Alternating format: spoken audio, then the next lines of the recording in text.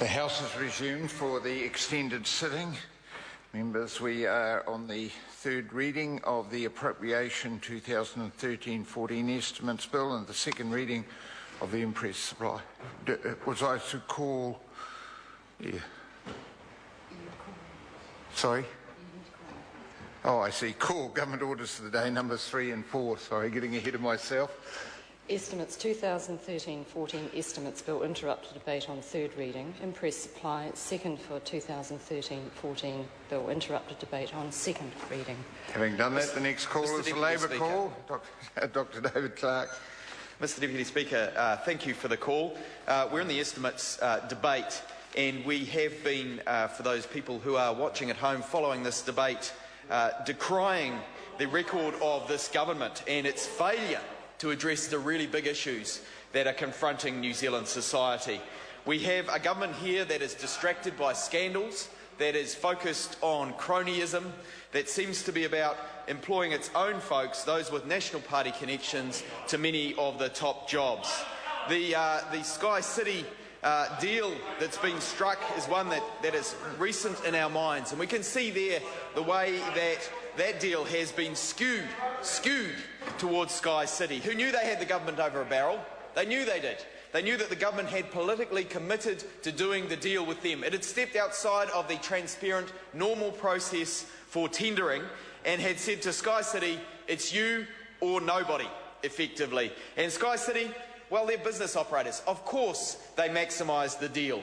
But we see now that in Australia, where similar deals are done, there is a price to pay for extending the gambling rights for as long as Sky City has extended them, on top of the additional gaming machines and tables. And Sky City has got a steal. They have got an absolute steal out of this government because it backed itself into a corner, it's done a shady deal, and the taxpayers of New Zealand are left picking up the bill.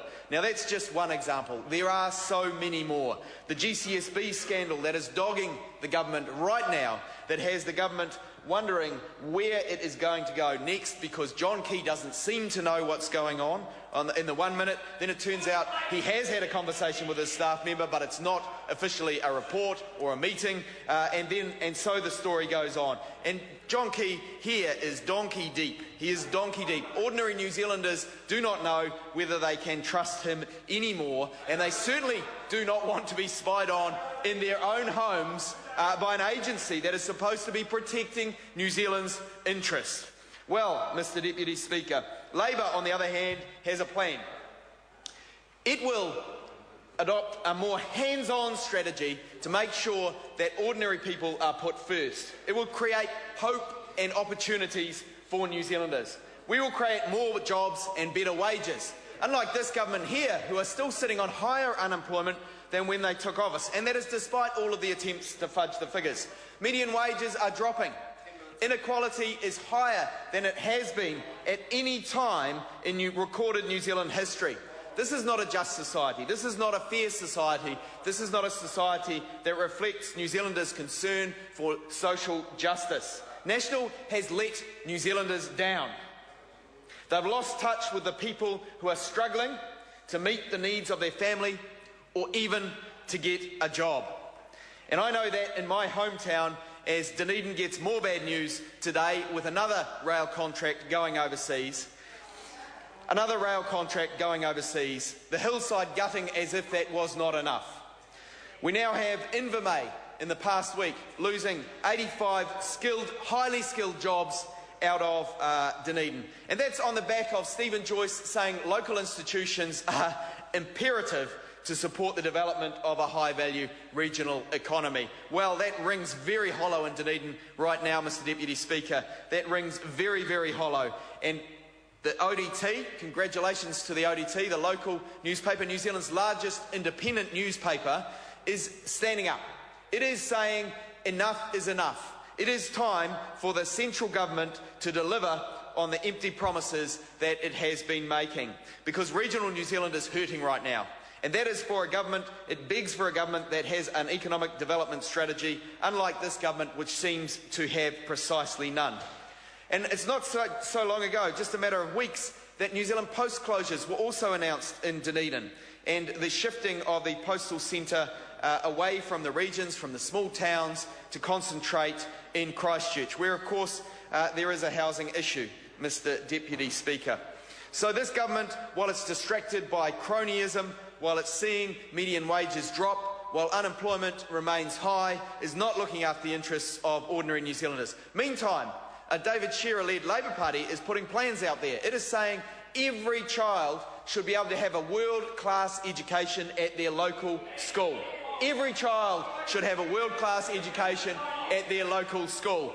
And then it's saying we will build affordable housing. We will tackle the housing issue. We will build 10,000 quality houses that are affordable every year for the next 10 years. And we will also make sure that there are warm, dry rentals for those people who are living currently in cold, damp homes. Well, I can tell you that also will make a big difference in my hometown of Dunedin. We're sick of the speculators. We're sick of the offshore speculators. We're also going to close down those loopholes and adopt policies like they have in the Pacific Islands and in Singapore. Similar ideas to what are adopted in many countries close by. But this government, it won't. It says hands off.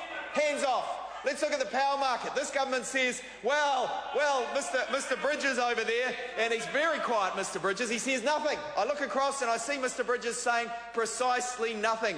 He is very quiet on this now, but previously he has said that the New Zealand power market will work. He says the rising costs that go up and up and up and up are a result of a power market that's just not mature yet. The Bradford reforms that happened 15 years ago just haven't bedded in.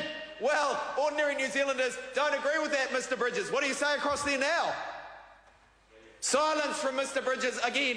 He is stunned in silence because he knows he's on the wrong side of this argument. Mr Key says that prices New Zealanders paying are fair.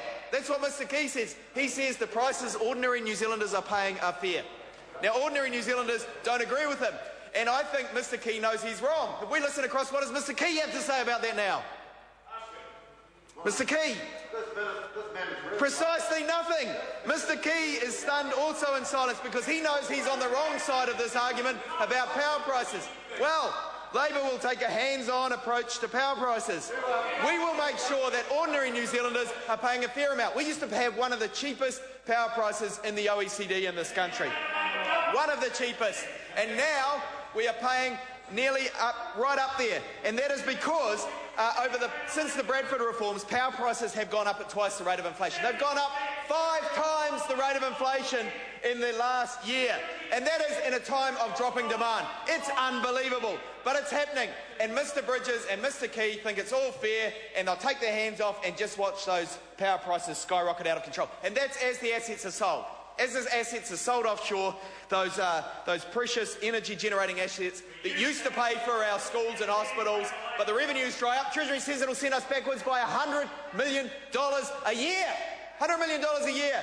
And this government is happy to let it happen. It's happy to let New Zealand taxpayer-owned companies be sold, to the assets to drift offshore, the profits to drift offshore, the current account deficit to rise inexorably. This government has lost touch with ordinary New Zealanders. It's selling off our best assets. It doesn't have a plan to address power prices.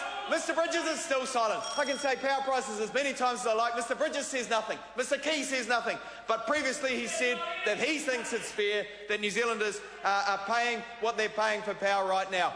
Well, people who cannot afford to turn on their heaters in their homes, and I talk to these people in my electorate, are saying it's not fair. We should only be paying what it costs to generate that power, plus a fair return on assets. And that is a fair model. That is what New Zealand Power proposes. That is the Labour model. And Mr Deputy Chair, I think 2 more winters and the New Zealand public will realise the benefits of this policy. They already are. They know that the average family will be $300 a week better off as a result of Labour's New Zealand Power policy. They know that those affordable homes will matter for the struggling young Kiwis trying to get into houses. They know that the kinds of policies Labour wants to adopt, like pro-growth tax reform, will make a difference. They will make a difference. R&D tax credits, capital gains tax that takes away speculation signals that are in the market and makes sure that productive business is supported. They know that universal KiwiSaver will help with New Zealand's capital debt problem. They know that exchange rate issues need to be addressed.